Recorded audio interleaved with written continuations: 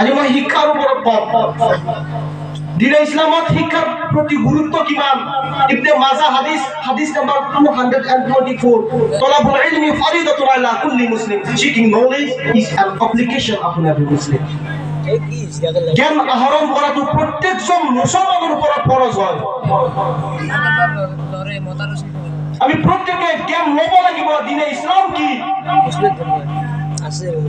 সুন্নাত কি আল্লাহৰ হুকুম কি এনেকুৱা কোনো ধৰ্ম নাই যি ধৰ্মই নেকি মানুহক শিক্ষা ল'বলৈ মানা কৰে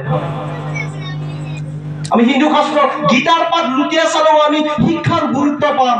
প্ৰথমে নাৰ্জিতা বিদ্যা দ্বিতীয় নাৰ্জিতা ধনম তৃতীয় নাৰ্জিতা পুণ্যং চতুৰ্থে কিং কৰিষ্যসি তুমি তোমাৰ জীৱনৰ প্ৰথম অংশত যদি জ্ঞান আহৰণ কৰা নাই